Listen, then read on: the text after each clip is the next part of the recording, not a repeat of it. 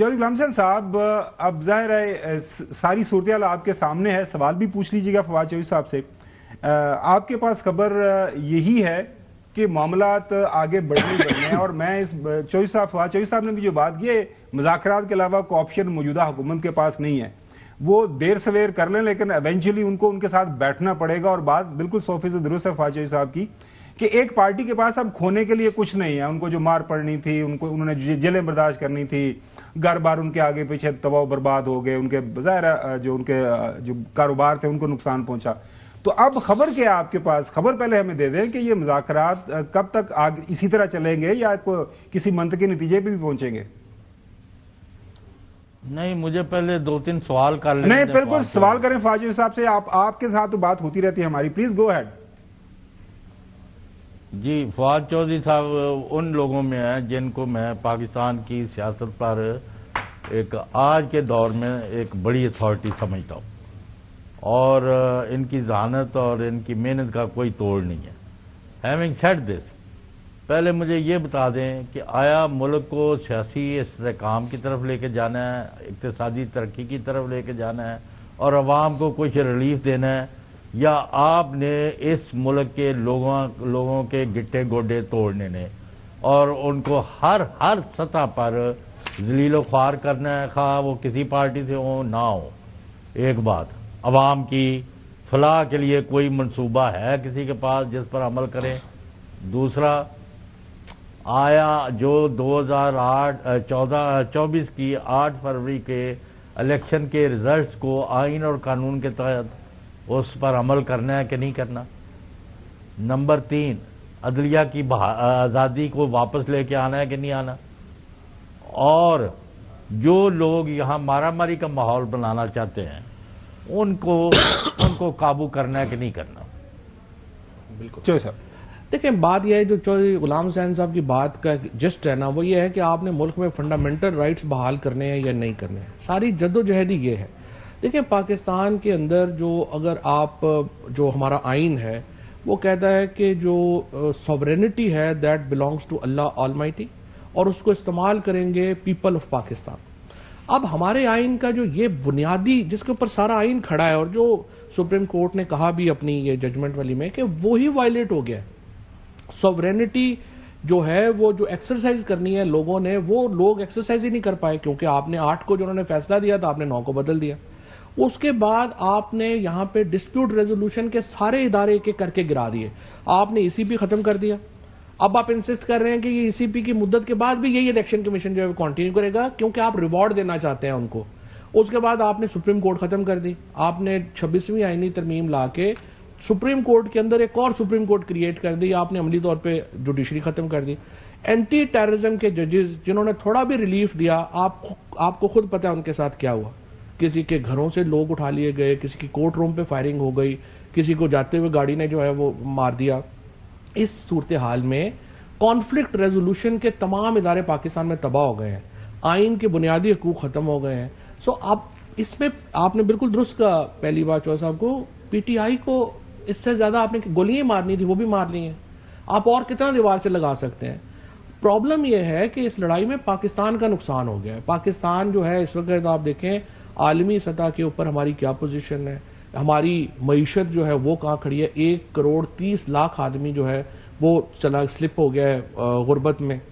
اس کے بعد ہماری جو انٹرنیشنل سٹینڈنگ ہے وہ بالکل زیرو ہو گئی ہے. ہم نے پاکستان کو نارملائز کرنا ہے. نارملائز کرنا ہے تو اس کے لیے اسٹیبلشمنٹ کو، حکومتی جماعتوں کو اور اپوزیشن جماعتوں کو بیٹھنا پڑے گا. اور یہ جو مذاکرات ہیں ان کا دائرہ وسیع کرنا پڑے گا. اور اس میں آپ کو 26ویں آئینی ترمیم کی بھی جو چیزیں ہیں وہ بھی اس کو بھی ریورس کرنا ہوگا. آپ کو ایک اصول طے کرنا ہے، پاکستان کے عوام حکومت بنائیں گے اور گرائیں گے، چاہے وہ نواز شریف کی حکومت تھی چاہے وہ عمران خان کی حکومت تھی. نہ جوڈیشری کو نہ اپنا اسٹیبلشمنٹ کے کسی اور ادارے کو یہ حق حاصل ہے کہ وہ حکومت بنائے یا گرائے. unless this right goes back to the people of Pakistan, Pakistan stable نہیں ہو سکتا. اچھا جی، جو ایک تھا امید تھی کہ معاملات آگے بڑھیں گے، مذاکرات شروع ہوئے. اب جو وہ جو مانگتے ہیں کمیشن 26 نومبر اور 9 مئی کا، اور ہم نے سنا رانا ثناء اللہ صاحب نے کہا، عرفان صدیقی صاحب نے کہا کہ ہم سے وہ مانگے جو ہماری بساط ہے، جو ہم آپ کو دے سکتے ہیں.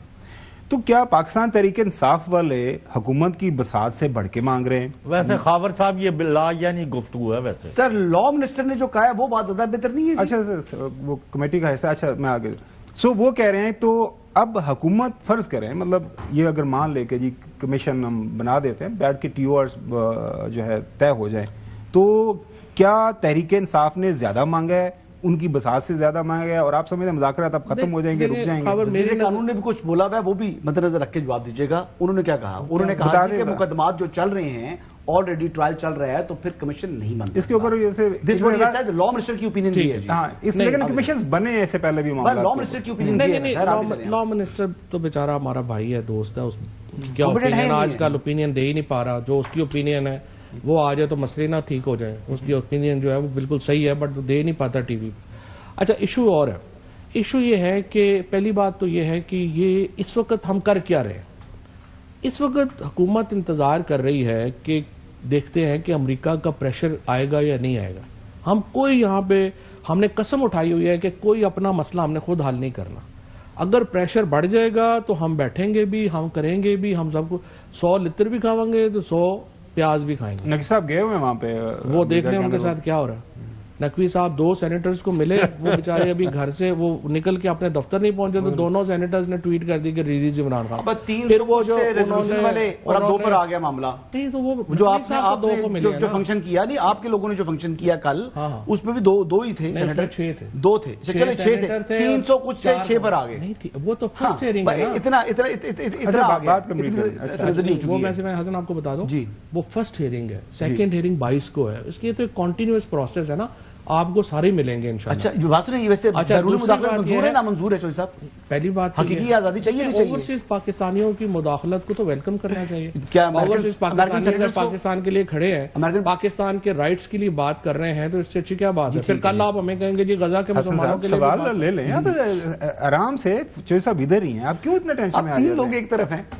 چلیں اگر آپ ایسا سمجھتے ہیں تو ایسے ہی ہے، نظر آ رہا ہے، دنیا کو نظر آ رہا ہے. سوال کر رہے ہیں، پوری دنیا سوال ہو گیا. حسن بھی ہماری طرف ہی ہے، اندروں تو ساڈے نہ آ رہی ہیں، وہ تو مجبوریاں بھی ہوتی ہیں. اچھا ایشو یہ ہے کہ اس میں جو اس وقت مذاکرات ہیں ان میں دیکھیں میرے خیال میں 2 چیزیں. ایک تو ہم ویٹ کر رہے ہیں کہ امریکہ کا پریشر اور اس کے کیا ڈائنامکس سامنے آئیں گے. دوسرا یہ ہم نے دیکھنا یہ ہے کہ کیا یہ حکومت اور اسٹیبلشمنٹ جو ہیں وہ آپس میں بات چیت کر کے ایک پہلے اپنی کنسیشنز طے کر لیں کہ وہ کیا کرنا چاہتے ہیں.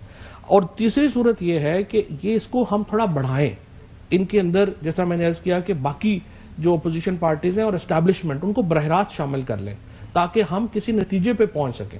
ادروائز دیکھیں بڑی سمپل بات ہے، حکومت کا جس طرح آپ نے خود ہی کہا وہ ہر روز اگر وہ ایک میٹنگ نہیں کروا سکتے، وہ سٹنگ سینیٹر کا پروڈکشن آرڈر ہوا ایک سپرنٹینڈنٹ جیل ان کی بات نہیں مان سکتا تو دیکھیں ان سے کیا.